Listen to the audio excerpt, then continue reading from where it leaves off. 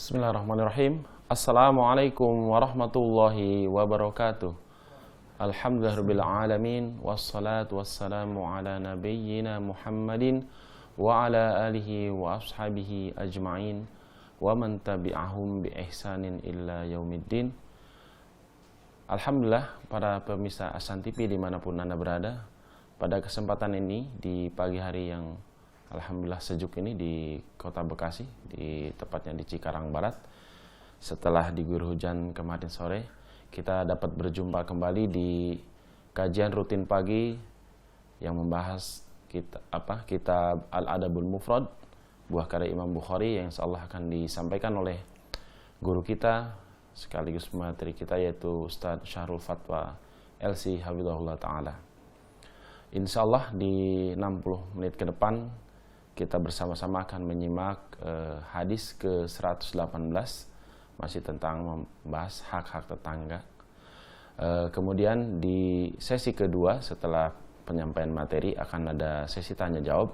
Silakan para pemirsa Ahsan TV yang ingin bertanya langsung kepada Ustadz bisa menghubungi telepon langsung di nanti akan ada tertera di layar kaca. Kemudian untuk pesan singkat juga bisa menghubungi 081314455557. Baik pemirsa Ahsan TV, silakan disimak kajian materi berikut ini kepada Ustadz Faltafal Mashkuro. Bismillahirrahmanirrahim. Assalamualaikum warahmatullahi wabarakatuh.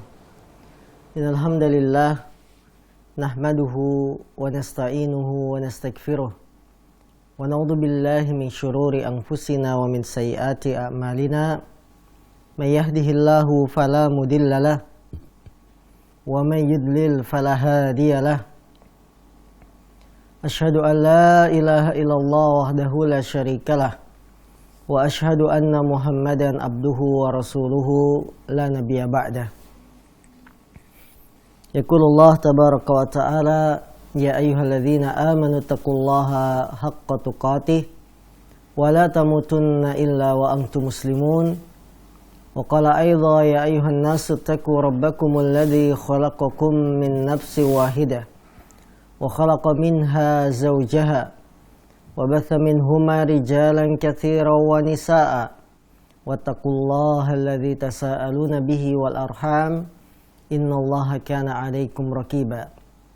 Fa inna asdaqal hadis kitabullah wa khairal hadi hadi Muhammadin sallallahu alaihi wasallam wa syarrul umuri muhdatsatuha fa inna kulla muhdatsatin bid'ah wa kulla bid'atin dhalalah wa kulla dhalalatin finnar.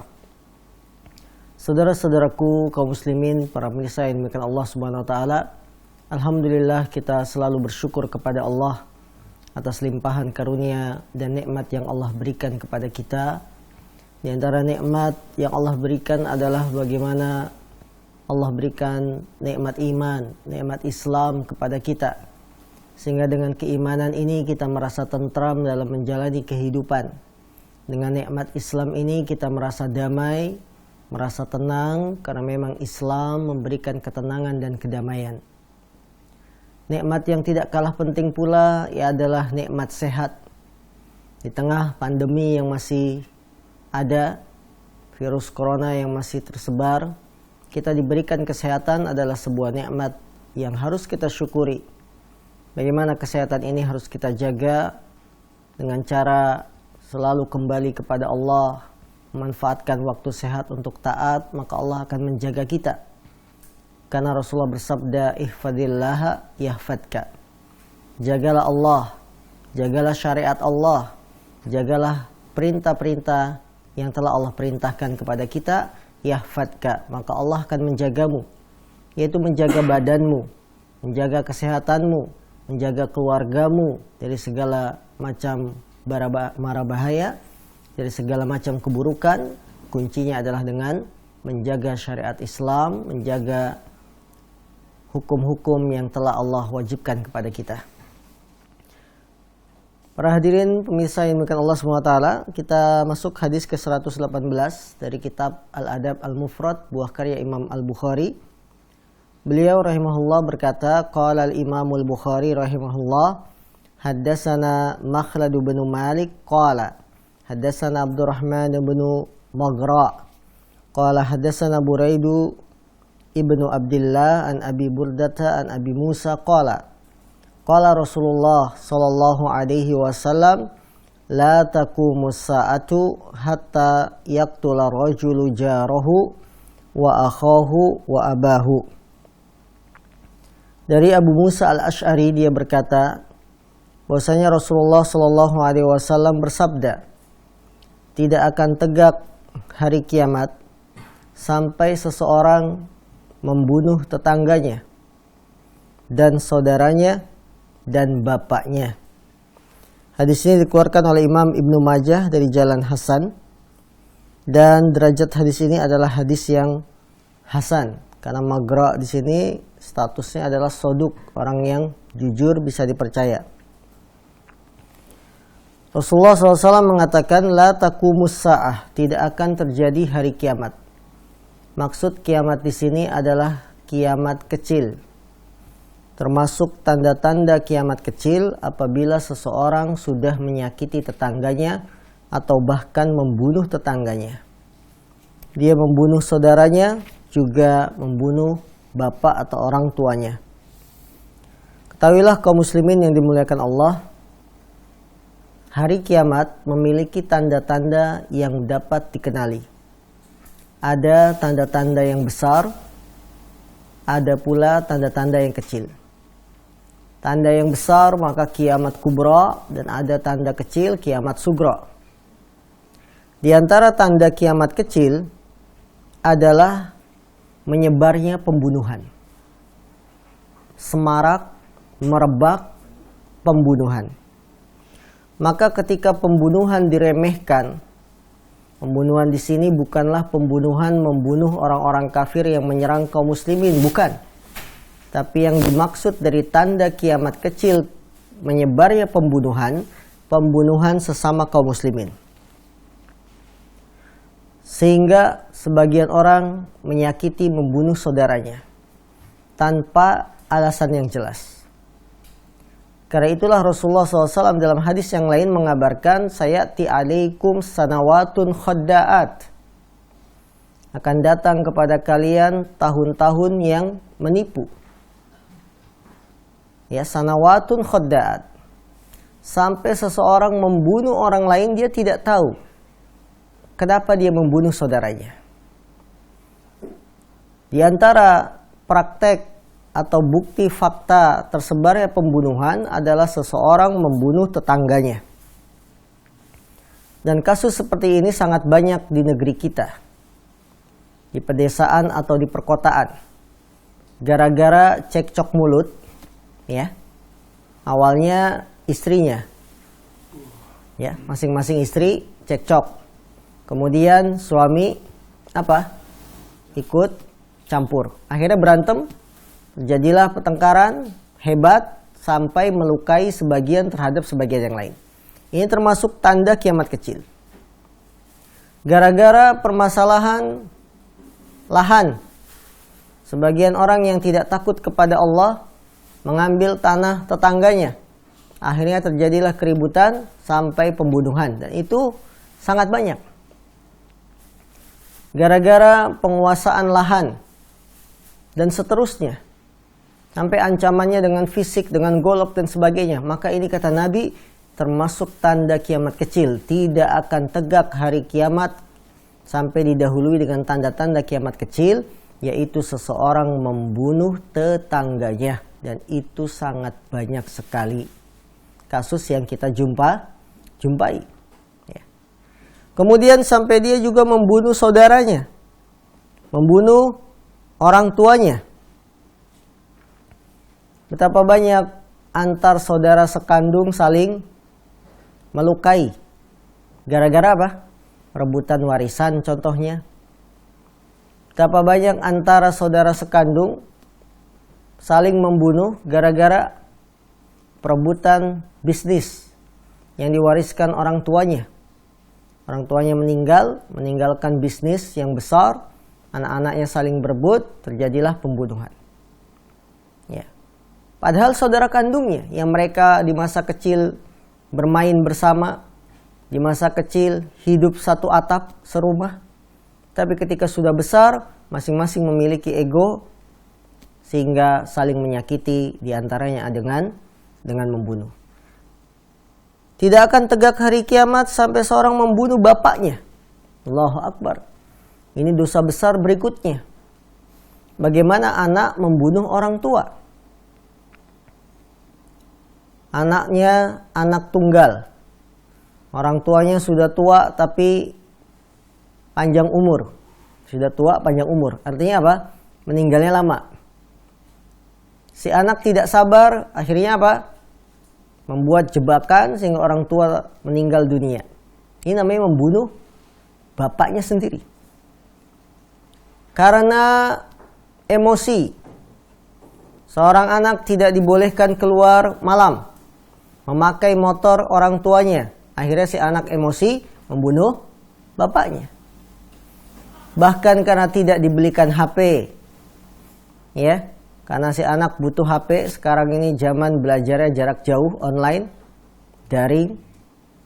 Maka si anak tega membunuh bapaknya. Ini termasuk tanda-tanda hari kiamat kecil. Kiamat sugro. Dan sungguh betapa banyak kasus-kasus semacam ini di belahan dunia. Tidak hanya di negeri kita yang kita cintai, negeri Indonesia, tapi di negeri lain pun ada. Bagaimana sarana-sarana pembunuhan itu sangat tersebar. Dari mulai perampokan, dari mulai begal, dari mulai perselisihan, itu sangat banyak.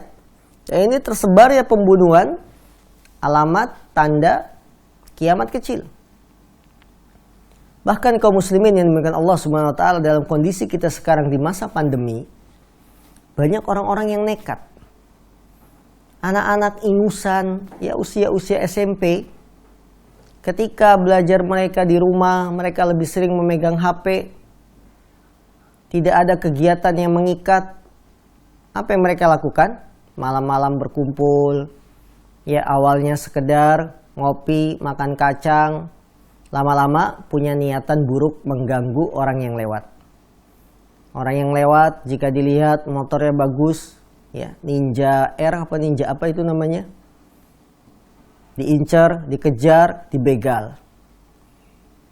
Ini kenyataan yang tidak bisa kita pungkiri. Bagaimana tersebarnya pembunuhan begitu marak di belahan dunia. Menunjukkan kepada kita bahwa kiamat semakin dekat, namun kita tidak mengetahui kapan terjadinya. Karena itu kaum muslimin, hadis yang mulia ini memberikan pelajaran kepada kita. Yang pertama, kebenaran sabda Nabi SAW. Kebenaran sabda Nabi SAW. Apa yang beliau kabarkan terjadi pada masa kita. Ini bukan berarti Nabi mengetahui perkara yang gaib. Tapi apa yang Rasul kabarkan adalah wahyu dari Allah Subhanahu wa taala. Allah memberikan wahyu kepada Rasul sehingga Rasul mengatakan demikian. Dan di dalam Al-Quran juga Allah telah menegaskan, wa ma yantiqu anil hawa in huwa illa wahyu yuha. Dan tidaklah Nabi SAW berucap dari hawa nafsunya. In huwa illa wahyu yuha. Melainkan apa yang diucapkan oleh Nabi hanyalah wahyu yang diwahyukan kepadanya. Maka Rasulullah sering mengabarkan berita-berita tahun-tahun yang akan datang. Dan terjadi di zaman kita. Rasulullah mengabarkan bahwa nanti akan ada sekelompok orang yang menghalalkan perbuatan zina. Lah kok ada di zaman kita tahun 2020-2019. Orang yang menghalalkan zina. Dan seterusnya.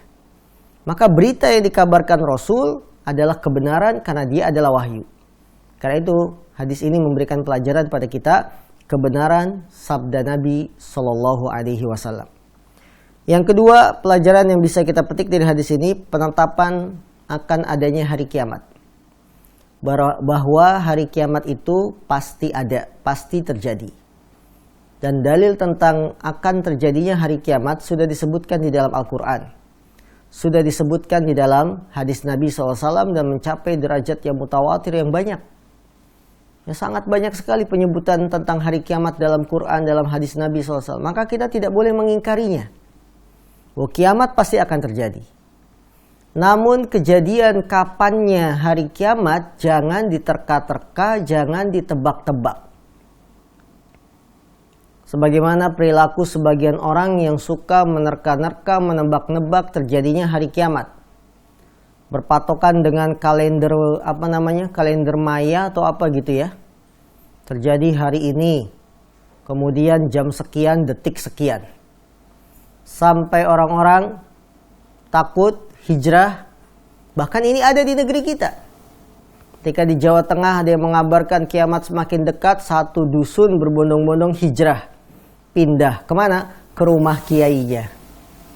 Ke rumah kiai yang mengatakan akan ada kiamat sebentar lagi.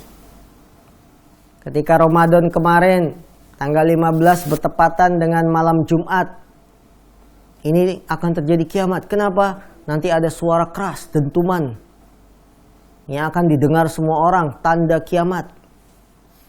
Orang-orang semuanya takut sampai ada yang lari bersembunyi, menjual semua asetnya, sampai ada yang menumpuk sembako di dalam rumahnya, sehingga rumahnya isinya sembako semua.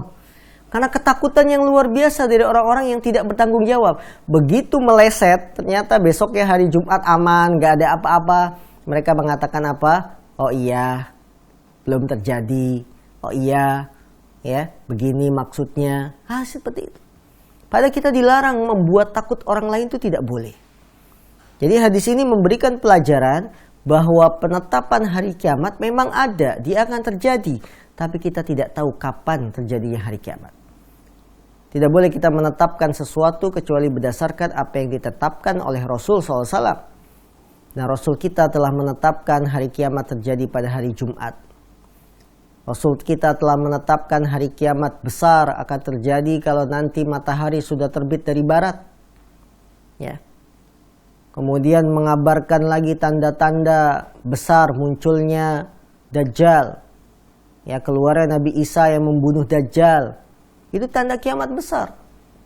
Maka para ustadz, para dai yang selama ini menggunakan ilmu cocok logi, dicocok-cocokkan supaya masuk akal, bertaubatlah kepada Allah Subhanahu wa taala.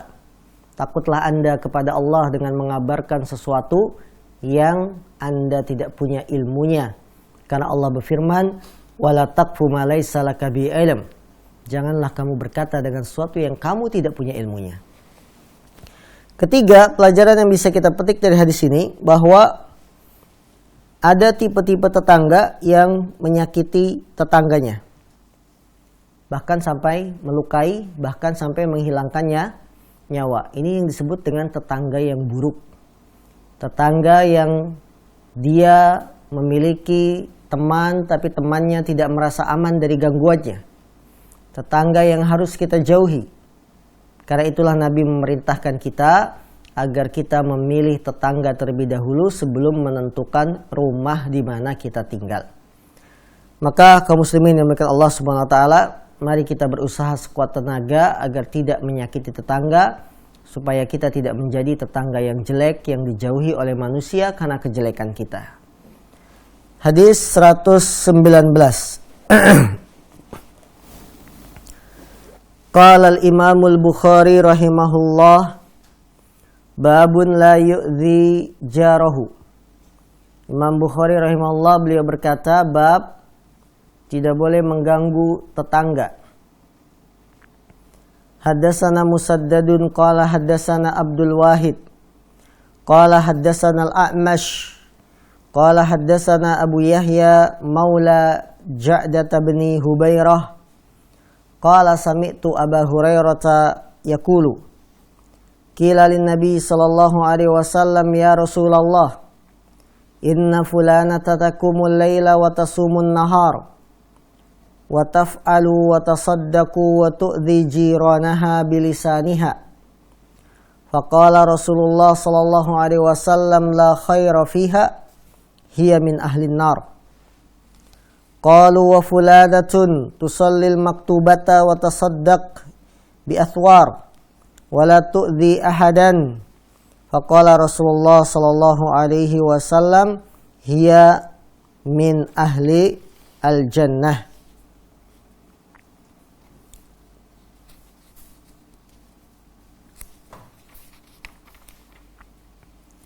Dari sahabat Abu Hurairah, beliau berkata, ada yang bertanya kepada Rasul sallallahu alaihi wasallam, "Wahai Rasulullah,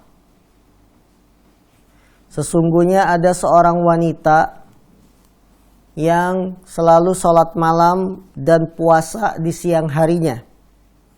Dia mengerjakan ketaatan, dia bersedekah, tapi wanita ini menyakiti tetangganya. Wa tu'dhi jiranaha bilisaniha. Dia menyakiti tetangganya dengan lisannya." Maka Rasulullah mengatakan, tidak ada kebaikan pada wanita tersebut. Hiya min ahli nar. Dia termasuk penghuni neraka. Kemudian mereka, para sahabat, bertanya lagi kepada Rasulullah, "Wahai Rasulullah, ada wanita lain, dia hanya sholat 5 waktu, tidak sholat malam." Ya, dia hanya apa? Sholat 5 waktu. Kemudian dia bersedekah dengan gandum atau keju, ya, bersedekah, tapi dia tidak menyakiti orang lain, tidak menyakiti tetangganya. Maka Rasulullah bersabda, wanita yang kedua ini termasuk penghuni surga. Allahu Akbar. Hadis ini dari jalan Abu Hurairah, dan sebagaimana sudah sering kita sampaikan, bahwa beliau, Abu Hurairah, adalah seorang sahabat yang paling banyak meriwayatkan hadis dari Rasul Shallallahu Alaihi Wasallam. Para sahabat bertanya, "Wahai Rasulullah, inna fulanah, ada si fulanah, wanita." Disebutkan dengan bahasa inisial, tidak disebutkan namanya. Karena ini termasuk adab. Karena dia akan menyebutkan kejelekan si wanita tersebut. Wanita ini sholat malam, ya, puasa di siang hari, tapi menyakiti tetangga. Maka disebutkan inisial saja, fulana, si A. Hal ini sebagai bentuk adab dari para sahabat yang ingin menyembunyikan aib kekurangan saudaranya. Allahu Akbar. Bagaimana para sahabat ketika bertanya kepada Rasul, mereka tidak ada niat untuk menjatuhkan atau menampakkan kekurangan saudaranya. Kita kalau nanya, lihat di tempat yang sama ada musuh kita yang kita benci, saya tembak dia, ya, saya jatuhkan di majelis. Seperti itu kan? Ustadz, kalau ada orang yang kayak begini-gini gimana? Maksudnya untuk menyinggung teman kita yang kita tidak senangi. Tapi para sahabat begitu agung adabnya. Inna fulanah, wahai Rasulullah, ada seorang wanita.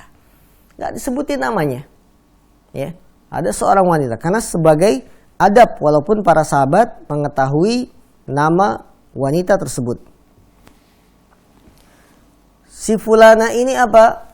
Tusalli lailah, salat malam, salat tahajud, wa tasumun nahar, dan berpuasa di siang hari, wa taf'al wa taf'al, dan dia mengerjakan amalan ini itu banyak.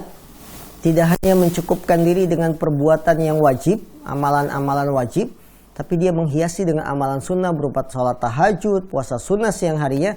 Tapi sayangnya, wa tu'dhi jiranaha bilisaniha. Sayangnya wanita ini dia menyakiti tetangganya dengan lisannya, dengan lidahnya, dengan omongannya. Ini berarti tetangga yang buruk. Sholat malam rajin, puasa siang hari rajin, tapi mulutnya juga ikut rajin. Bukan mulutnya rajin baca Quran atau rajin zikir, tapi mulutnya juga rajin membicarakan aib tetangganya, rajin menyakiti tetangganya. Maka Nabi mengatakan, la khaira fiha. Tidak ada kebaikan pada wanita ini, walaupun dia sholat malam, walaupun dia puasa siang hari, walaupun mengerjakan ini dan itu dari ketaatan, tidak ada kebaikan. Hiya min ahlin nar, dia termasuk penduduk neraka. Kemudian dikabarkan lagi kepada Rasulullah, wahai Rasulullah, ada wanita yang lain, tusallil maktubah, dia hanya sholat 5 waktu saja. Kemudian dia sedekah. Sedekahnya juga sedikit, ya, berupa gandum atau sedikit keju. Ya, keju yang dikeringkan. Sedikit saja, kit'ah. Akan tetapi dia tidak pernah menyakiti tetangganya. Rasulullah mengatakan, hiya min ahlil jannah.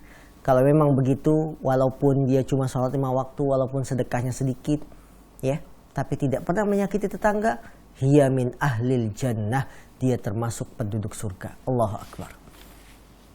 Kaum muslimin yang dimuliakan Allah Subhanahu wa taala, hadis ini memberikan pelajaran kepada kita. Yang pertama, pentingnya menjaga hak-hak tetangga. Jangan sampai kita menyakiti tetangga dengan lisan atau perbuatan kita. Karena ini termasuk perkara yang sangat diperhatikan oleh Islam. Bagaimana Islam menjaga hak-hak tetangga. Menyakitinya tidak boleh. Dengan lisan atau dengan perbuatan. Karena dosanya itu besar. Rasulullah mengatakan, hiya min ahlin nar, dia termasuk penduduk neraka. Gara-gara apa? Menyakiti tetangga dengan mulut. Ya. Menyakiti tetangga dengan lisan. Baik itu dengan mencela, baik itu dengan menggunjing, ya, ngomongin di belakang, atau bahkan menyebarkan kejelekannya dengan tujuan manusia membenci tetangga yang kita tidak senangi ini. Ini tidak boleh. Maka Islam sangat menjaga agar menjaga hak-hak tetangga.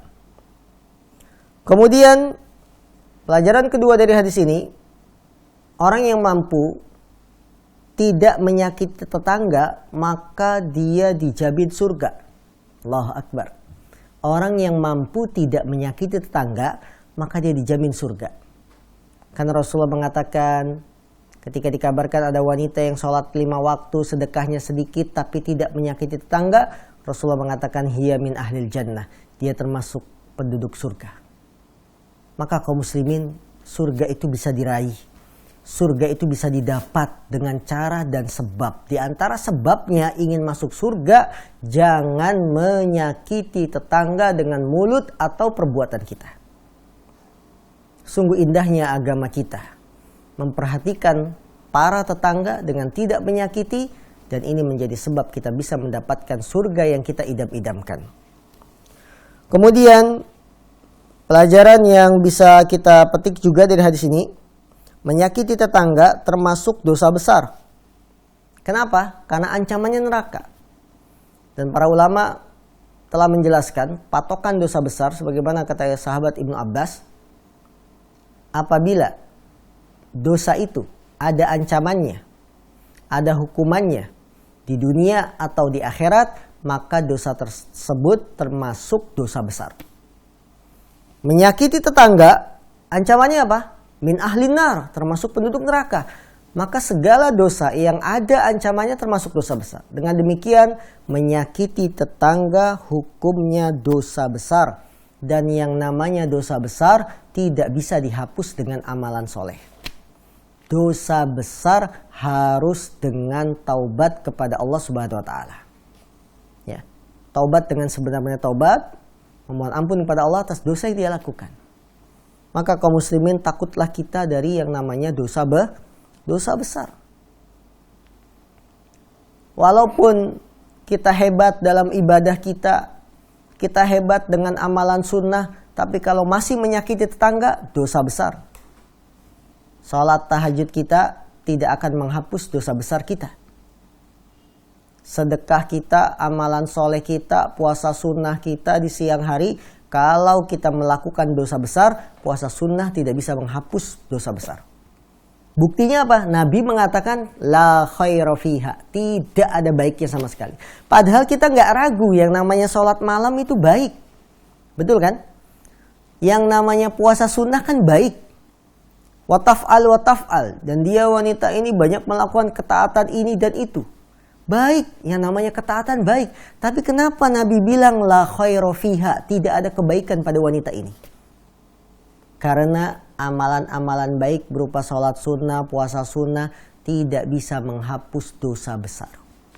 Percuma kalau masih menyakiti tetangganya. Kemudian pelajaran juga yang bisa kita petik dari hadis ini, bahwa berbuat baik kepada tetangga adalah bersifat umum. Ya. Bersifat umum. Kita diperintahkan berbuat baik kepada tetangga walaupun dia non muslim. Walaupun tetangga kita misalkan kurang taat, jarang ke masjid, tidak pakai jilbab misalkan, tetap kita dianjurkan berbuat baik karena Nabi bersabda, la yazalu Jibril yusini bil jar hatta dhanantu annahu sayuwarisu. Malaikat Jibril selalu memberikan wasiat kepadaku agar aku berbuat baik kepada tetangga sampai aku mengira dia akan mewarisiku. Ya. Maka berbuat baik kepada tetangga itu, orang yang baik kepada tetangga umum, baik dia non muslim tetangga kita atau tetangga kita kurang rajin dalam ibadahnya, tetap kita dianjurkan berbuat baik. Dengan perbuatan, dengan lisan, dengan hal-hal yang lain. Maka saudara-saudaraku, ketika kita menemui tetangga yang kurang baik dari sisi agamanya, jangan berputus asa. Berikan kebaikan kepadanya, karena dia punya hak.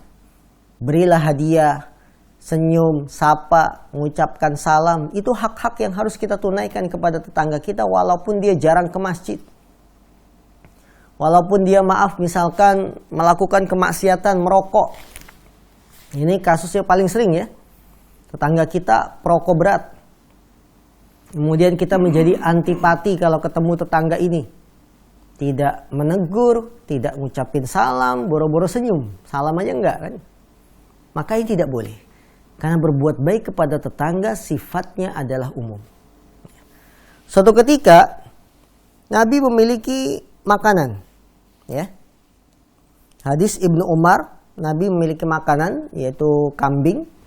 Disembelihkan bagi Nabi kambing. Kemudian Nabi berkata kepada pelayannya, hal ahdaita li jarinal yahudi, apakah kamu sudah memberikan hadiah makanan ini kepada tetangga kita yang Yahudi? Lihat, Nabi punya makanan, tetangganya orang Yahudi. Nabi berkata kepada pelayannya, kamu sudah ngasih tetangga kita yang Yahudi belum? Karena Nabi memahami yang namanya berbuat baik pada tetangga umum. Baik dia muslim atau non-muslim. Dan kita tidak ragukan Yahudi non-muslim. Tapi Nabi mengatakan, sudah belum kamu kasih makanan ini kepada tetangga kita yang Yahudi? Maka kaum muslimin, berbuat baik kepada tetangga itu tidak terbatas kepada orang-orang yang kita senangi saja. Orang-orang yang satu pengajian misalkan. Orang-orang yang rajin ke masjid, tidak. Karena dalam hidup kemasyarakatan, ya, hidup sosial, pasti kita menjumpai orang-orang yang berbagai macam ragam watak dan tipe mereka. Ada orang yang memang tipenya taat, ya, senang ke masjid, senang diajak kebaikan, senang beribadah. Alhamdulillah, ini adalah senikmat-nikmatnya tetangga. Ada pula tetangga yang dia tidak peduli dengan ibadah ke masjid, tapi orangnya ya biasa, tidak menyakiti, tidak sinis dengan kita, ya biasa. Ya, dia tidak ke masjid dan tidak pula memusuhi kita, maka tetap berbuat baik. Ada pula yang tidak rajin ibadah, tidak ke masjid, tapi menyakiti kita. Tetap kita dianjurkan berbuat baik, walaupun dia menyinggung kita dengan pandangan matanya, dengan omongannya, lisannya, tetap kita dianjurkan berbuat baik. Karena Nabi SAW, beliau selalu diberi wasiat oleh malaikat Jibril agar berbuat baik kepada tetangganya. Baik para pemirsa yang dimuliakan Allah SWT, ini beberapa hadis yang bisa kita bahas di pertemuan pagi hari ini. Silakan selanjutnya interaktif kami buka. Baik, pemirsa Hasan TV, alhamdulillah tadi sudah secara gamblang disampaikan oleh Ustadz materi hadis ke-118 dan selanjutnya. Insya Allah setelah ini kita akan masuk di sesi tanya jawab.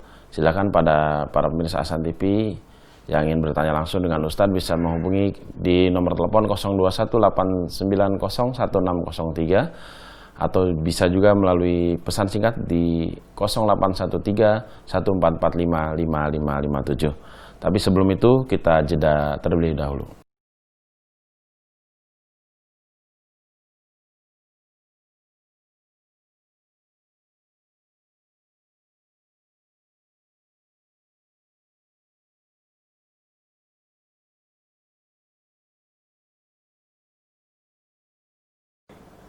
Ya, baik pemirsa Hasan TV dimanapun Anda berada.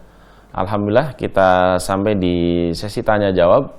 Silakan kepada para pemirsa yang akan bertanya langsung dengan Ustadz bisa menghubungi di telepon langsung di 021 890 1603 atau bisa juga melalui pesan singkat di 0813 1445 557. Kita sudah buka, silakan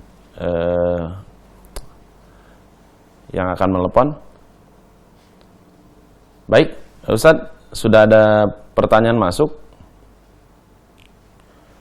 Assalamualaikum Ustadz, dari hamba Allah di Cikarang. Kami bertanya, ada suami istri tetangga kami yang sering bertengkar dengan suara yang gaduh, bahkan hingga di malam hari, sehingga terasa mengganggu tetangga sekitarnya. Kami merasa sungkan untuk menegurnya, tetapi khawatir menjadi efek buruk bagi anaknya dan lingkungan. Mohon nasihatnya Ustaz, jazakallah khair. Baik, silakan. Saudaraku yang dimuliakan Allah SWT, beliau bertanya, ada tetangga suami istri yang selalu ribut, bertengkar, ya, bahkan tengkarnya sampai malam-malam. Yang harusnya malam-malam itu enak istirahat ya dengan pasangan, ini malah bertengkar dan mengganggu tetangga sekitar. Bagaimana sikap yang bijak kalau kita menegur atau menasihati? Karena kalau langsung kita tegur sepertinya tidak enak. Maka untuk menyelesaikan masalah ini, kalau memang pertengkarannya hebat sampai kedengaran dengan tetangga-tetangga yang lain, hubungi yang berkepentingan atau memiliki posisi di lingkungan tersebut, seperti Pak RT atau Pak RW. Sehingga nanti warga yang datang tidak hanya satu orang, tidak hanya tetangga yang paling dekat dengan orang pasangan yang berantem ini, tapi yang datang dari ketua RT dan beberapa tokoh masyarakat. Tentu ini akan lebih bisa memberikan efek jera kepada pasangan yang sering berantem, sering bertengkar ini. Dan ketahuilah para pasangan pasutri, suami istri, bahwa dalam kehidupan rumah tangga itu kita harus saling melindungi, saling memahami sehingga pertengkaran bisa diminimalkan. Perselisihan suami istri, pertengkaran pasti ada.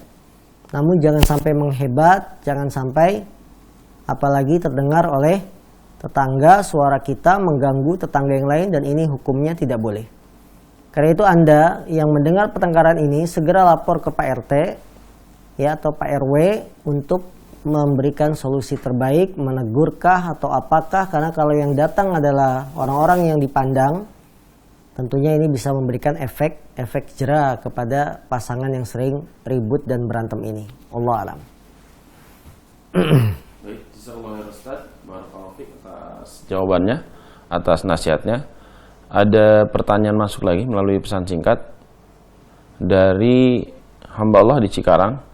Saya tidak pernah melawan jika ada tetangga yang sering menegur di depan umum, tetapi karena saking seringnya, anak-anak saya sering menangis karena mereka bilang, Umi salah apa? Dan saya sudah berusaha berbuat baik dengan tetangga tersebut, tetapi selalu tetangga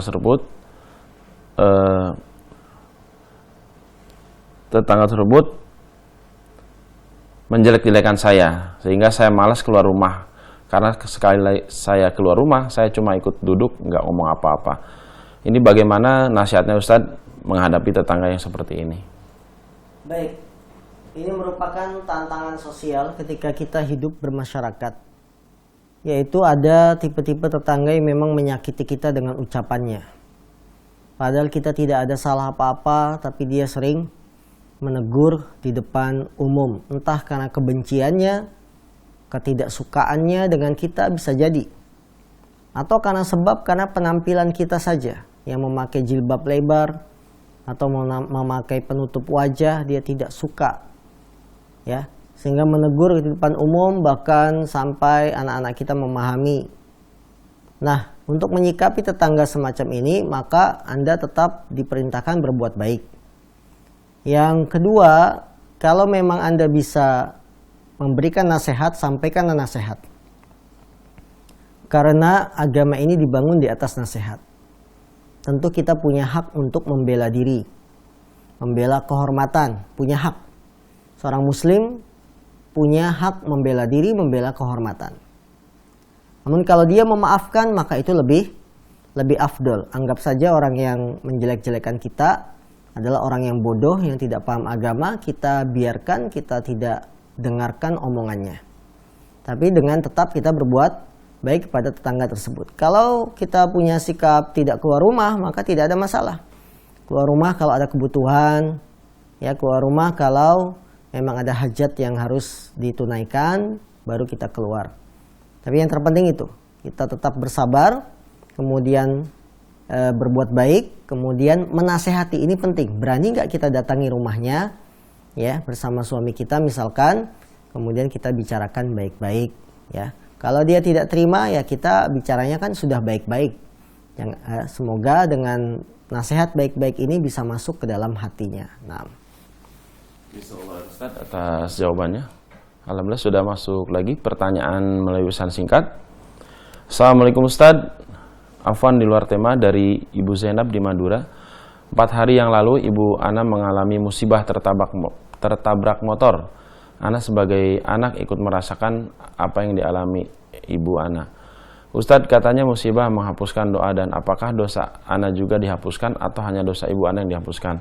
Mohon doanya juga Ustadz untuk kesembuhan Ibu Ana. Syukron, jazakallah khairan. Silakan Ustadz. Baik, pertama mari kita doakan semoga Ibu Zainab yang berada di Madura, ya orang tuanya diberikan kesembuhan dan segera diangkat penyakitnya supaya kembali normal bisa beraktivitas sebagaimana sedia kala. Musibah tidak ada yang tahu, kita sudah hati-hati tapi pengendara tidak hati-hati.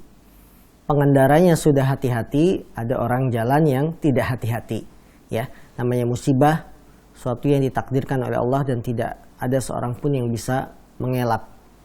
Kalau sudah terjadi ketika sudah orang tua kita tertabrak, maka insya Allah musibah ini bernilai kebaikan. Karena setiap musibah pasti membawa kebaikan. Suatu yang kita lihat buruk belum tentu buruk di sisi Allah. Ya. Karena itu secara umum musibah yang kita terima di antaranya sakit dapat menghapuskan dosa. Sebagaimana Nabi SAW bersabda, "Ma yusibul muslima min hammin wala haznin, ya, hatta syaukah yushakuha illa kafaratun lahu." Tidaklah menimpa seorang muslim dari kesedihan, kegundahan, ya, kemudian kepahitan, sampai duri yang menusuknya, sehingga dia merasa sakit ketika ditusuk dengan duri tersebut, kecuali akan menjadi penghapus dosa-dosanya. Maka ini kabar gembira bagi orang yang sakit. Nah, apakah penghapusan dosa ini hanya kepada orang tua saya saja, ataukah saya juga ikut dihapuskan dosanya? Anda sebagai anak dapat pahala karena merasakan apa yang dirasakan orang tua. Anda dapat pahala karena apa? Karena merawat orang tua yang sakit karena ditabrak motor. Jadi Anda sebagai anak dapat pahala karena merawat orang tua, dapat pahala karena sabar ngurusin orang tua, dapat pahala karena kita membantu atau merawat orang tua kita. Itu pahala Anda sebagai anak. Adapun penghapusan dosa ini bagi yang tertimpa musibah, ya, dia akan dihapuskan dosanya karena dia merasakan sakit dengan ditabraknya motor. Semoga Allah segera menyembuhkan penyakit musibah, segera diangkat dari orang tua Anda. Allah a'lam. Jazakallahu Ustaz, barakallahu fik. Ada pertanyaan lagi Ustaz dari pemirsa di Boyolali. Assalamualaikum warahmatullahi wabarakatuh. Saya Bambang Haryadi di Simo, Boyolali, Jawa Tengah. Maaf pertanyaan di luar tema. Mohon pencerahannya Ustadz.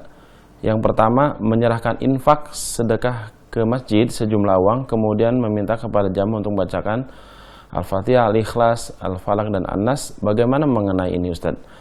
Baikkah bagi yang bersedekah atau maupun jamaah? Kemudian nomor 2, adakah tuntunan mengawali dan mengakhiri doa dengan membaca Al-Fatihah? Terima kasih, jazakallahu khair. Wassalamualaikum warahmatullahi wabarakatuh. Silakan Ustaz. Baik, menitipkan infak ke masjid, kemudian kita memohon, ya kita katakan kepada pengurus masjid, nanti tolong jamaah perintahkan bacakan Al-Fatihah, surat-surat yang lain untuk saya karena saya sudah sedekah. Maka hal ini tidak pernah diajarkan oleh Nabi kita yang mulia Sallallahu Alaihi Wasallam. Dalam bersedekah, karena sedekah termasuk ibadah, maka niat kita adalah ikhlas. Ikhlas mengharapkan pahala dari Allah Subhanahu wa Ta'ala. Adapun memohon agar kaum muslimin membacakan Al-Fatihah, surat-surat khusus, ini tidak ada dalil yang menerangkan hal tersebut dari Nabi kita Sallallahu Alaihi Wasallam. Kecuali pengurus masjid hanya sifatnya doa secara umum. Bagaimana sifatnya secara doa secara umum? Misalkan perolehan infak Jumat kemarin sebesar sekian dan ada sumbangan sedekah sekian dari hamba Allah tanpa disebutkan namanya. Mari kita doakan semoga Allah membalas kebaikan orang-orang yang sudah berkontribusi, bersedekah untuk masjid kita. Boleh kalau begitu. Hanya sekedar anjuran umum. Mari kita doakan semoga Allah membalas, mengganti orang-orang yang sudah sedekah dengan kebaikan yang berlipat ganda. Boleh? Boleh. Tanpa dibimbing, mari para jamaah angkat tangan sekarang, hitungan ketiga mulai Al-Fatihah. 1, 2, 3. Al-Fatihah. Tidak seperti itu. Jadi doa secara umum saja. Ya, karena untuk mengkhususkan baca surat ini membutuhkan keterangan dalil dari Rasul Shallallahu Alaihi Wasallam. Demikian pula pertanyaan yang kedua apa? Menutup atau membuka acara, ya dengan Al-Fatihah, dengan Bismillah, ini termasuk penyimpangan. Sebagaimana disebutkan oleh Syekh Muhammad bin Shalih Al-Utsaimin ketika beliau menjelaskan tafsir surat Al-Fatihah. Ya, dalam Juz Amma, beliau punya tafsirnya, tafsir Juz Amma, dan yang dibahas pertama kali adalah surat Al-Fatihah. Jadi bukan surat An-Nas. Tafsirnya tafsir Juz Amma, tapi yang dibahas pertama adalah surat Al-Fatihah. Di situ beliau jelaskan dengan keagungan surat Al-Fatihah, banyak orang yang menyelewengkan surat Al-Fatihah. Seperti membuka acara dengan Al-Fatihah, kemudian menghadiahkan Al-Fatihah kepada orang yang meninggal dan seterusnya. Maka hal ini termasuk suatu yang tidak diajarkan oleh Nabi kita yang mulia Sallallahu Alaihi Wasallam. Allah a'lam. Baik, mudah-mudahan dapat mewakili dari pertanyaan tadi, jawaban dari Ustadz. Jazakallahu khair Ustadz, barakallahu fik. Ada pertanyaan masuk lagi Ustadz. Satu dari pemirsa di Sukabumi Ustadz. Assalamualaikum warahmatullahi wabarakatuh. Bagaimana sikap kita kepada tetangga yang dia sinis tidak suka kepada kita, padahal kita sudah berusaha baik kepada tetangga tersebut. Dan hal ini bahkan kepada keluarga kita juga. Dalam beberapa hal juga kondisi lingkungan rumah menjadi tidak nyaman karena sikap tetangga tersebut. Apakah wajib dalam hal ini berhijrah pindah ke tempat tinggal yang lain? Syukran jazakallahu khair Ustaz. Baik, pertanyaannya mirip-mirip dengan pertanyaan sebelumnya. Ya, bagaimana menyikapi tetangga yang sinis, tidak baik, apalagi masalahnya cuma satu tetangga ini saja. Kalau di lingkungan satu RT, biasanya kan RT itu kan 40 kakak ya. Yang masalah cuma satu, datangin saja 39 kakak ke rumah dia. Ya, berkutik gak dia? Datangi maksudnya bukan untuk ngeroyok, tapi untuk apa? Menasehati. Karena satu RT 40 kakak, yang masalah cuma satu kakak. Ya sudah, 39 kakak datang kumpul, datangi rumahnya. Datangi rumah orang yang bermasalah ini. Ya. Bawakan hadiah, buah-buahan atau apa, kemudian kita kasih nasihat. Sebenarnya apa yang diinginkan di sini. Ya seperti itu. Ya, dengan musyawarah, dengan hal-hal yang baik, semoga ini membuka hatinya untuk tidak menyakiti orang lain dengan sikap sinisnya, ketidaksukaannya. Semoga dengan berkurang. Karena orang itu kadang perlu ada taklif. Taklif itu apa? Pelembutan hati. Hatinya itu perlu disentuh. Dan orang disentuh hatinya itu bermacam-macam baru bisa tersentuh. Ada orang, tipe orang yang kalau disentuh hatinya dengan nasihat, dia langsung tersentuh. Ini tipe hati-hati yang lembut. Kalau dikasih nasihat, dia langsung tersentuh. Ada orang yang tidak bisa hatinya disentuh dengan nasihat.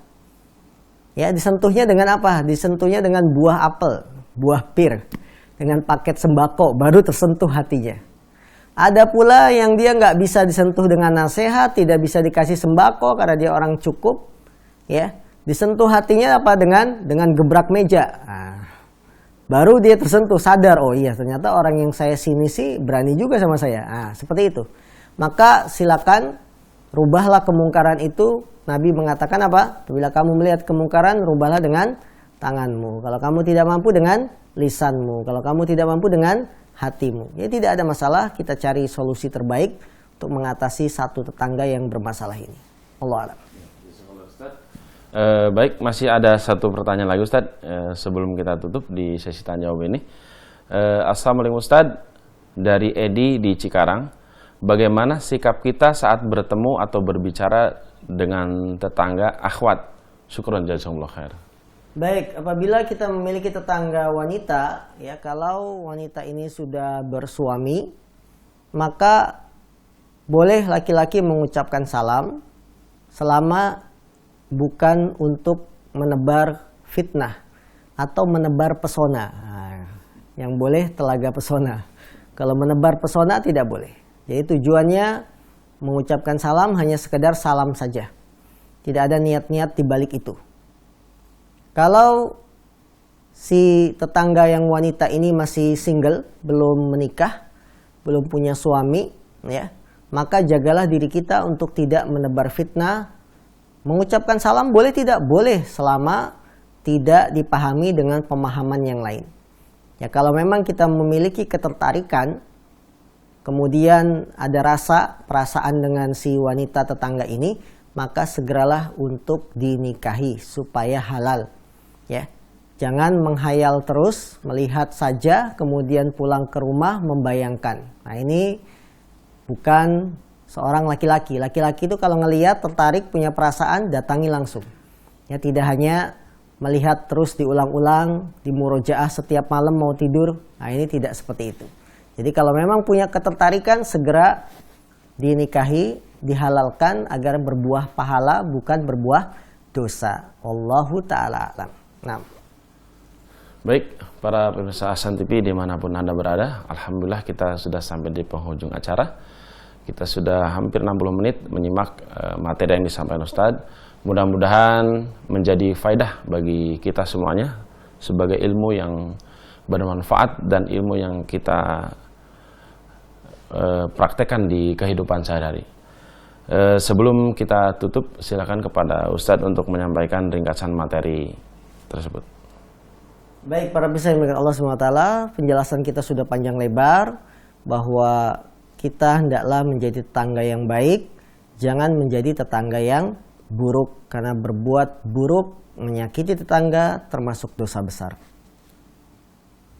Baik, pemirsa Hasan TV dimanapun Anda, mudah-mudahan kita semuanya senantiasa diberikan kesehatan dan keberkahan kepada kita semuanya dari Allah Subhanahu Wa Taala, sehingga kita senantiasa dapat menyimak kajian-kajian di Hasan TV. Mudah-mudahan insya Allah besok masih ada kajian live, itu membahas tentang kitab Fikih Muslimah di jam 5.30, insya Allah masih dengan Ustaz Syarul Fatwa LC Hafizahullah. Mudah-mudahan kita senantiasa Allah beri kesempatan lagi di pekan depan kita bertemu kembali untuk menyimak kajian Adabul Mufrad. Baik pemirsa Hasan TV dimanapun Anda berada, dalam kesempatan ini kami sebagai kru menyampaikan permohonan maaf jika dalam menyampaikan materi-materi acara ini banyak kesalahan. Kita tutup dengan kafaratul majlis. Subhanakallahumma bihamdika asyhadu an la ilaha illa anta astaghfiruka wa atubu ilaik. Assalamualaikum warahmatullahi wabarakatuh.